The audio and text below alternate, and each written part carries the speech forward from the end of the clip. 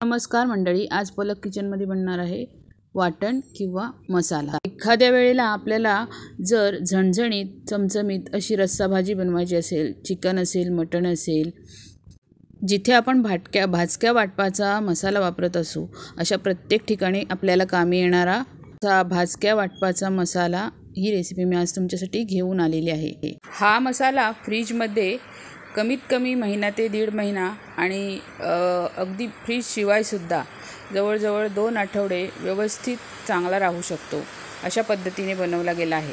त्यामुळे भाजक्या खोबऱ्याचा हा चमचमीत पदार्थ बनवणारा वाटण मसाला तुम्ही नक्की ट्राय करून बघा। मी हा वाटण मसाला तयार करण्यासाठी माझ्या घरगुतीच असणारे नारळाचे गोटे असतात ते वापरलेत। तुम्ही बाजारातून विकत आणून जरी हे खोबरं जास्त प्रमाणात वापरलं तरीही चालेल, त्याचा टिकाऊपणा जास्त असतो। तर मग आपण हा मसाला तयार करण्यासाठी लागणारी सामग्री बघूया। हे पहा, इथे मी 6 मध्यम आकाराच्या अशा नारळाच्या वाट्या घेतलेल्या आहेत।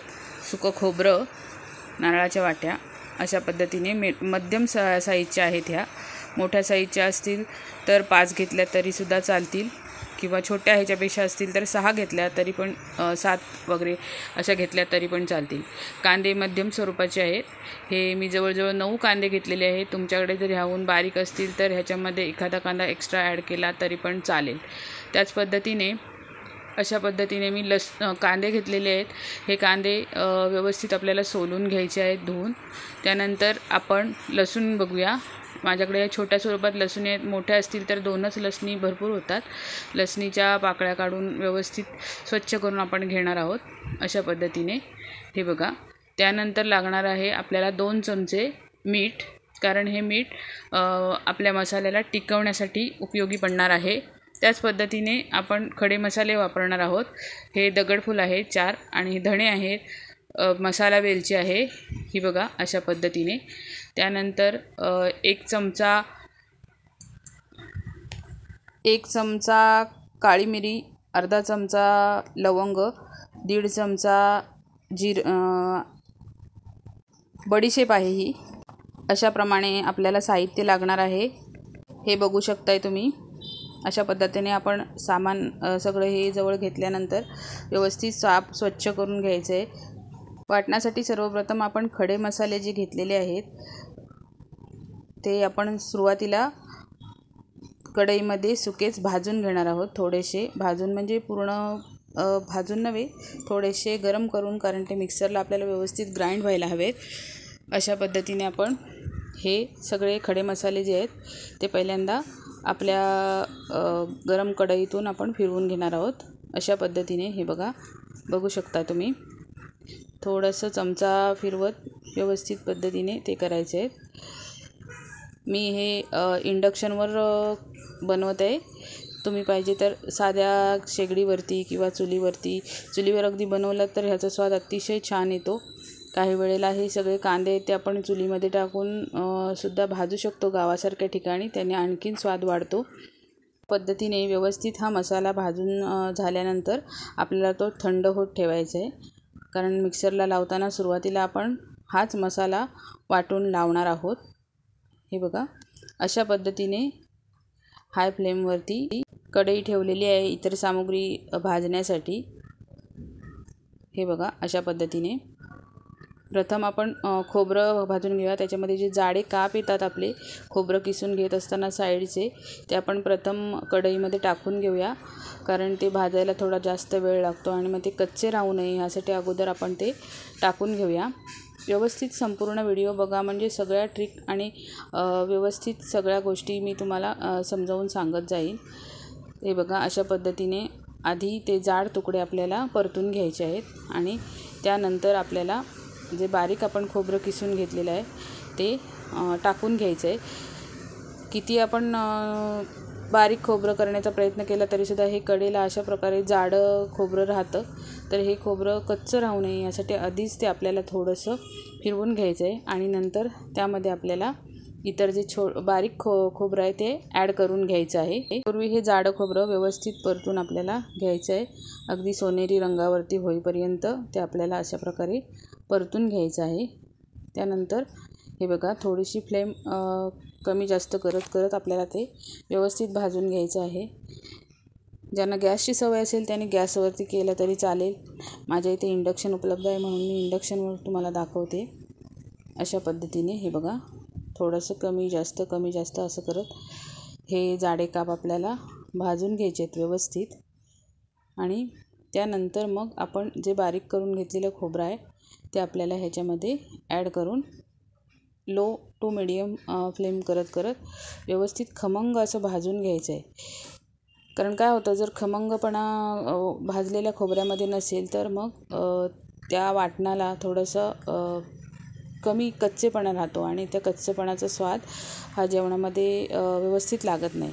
आणि जर आपली एखादी रेसिपी चांगली व्हावी असं आपल्याला वाटत असेल तर आपण ते व्यवस्थित खमंग भाजून घेतलं की त्याचं जास्तीत जास्त काम हे आपलं यशस्वी होतं.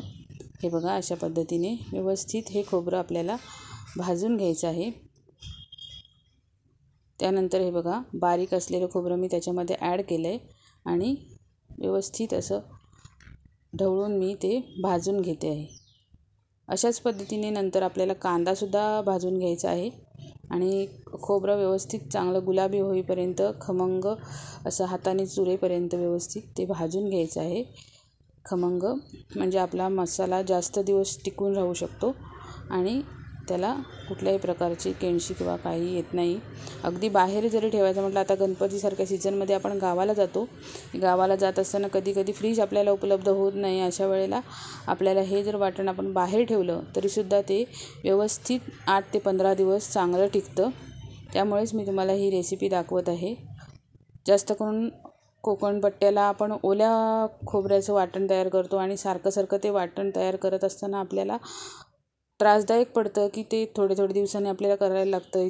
इतर सणावाराची कामं असतात त्यामध्ये आपल्याला हे सगळं जमत नाही. पण एकदाच आपण हा एका साईडला मसाला करून ठेवला तर अचानक आपल्याला एखादा पदार्थ चांगला बनवून खाण्याची इच्छा झाली तर आपण लगेचच त्याच्यामध्ये हा मसाला घालून तो पदार्थ बनवून खाऊ शकतो. जास्तीत जास्त कुठलीही रेसिपी बनवायची म्हटली तर तिखटाची वगैरे रेसिपी बनवायची म्हटली तर मसाला बनवणे हा अतिशय किचकट काम असतं.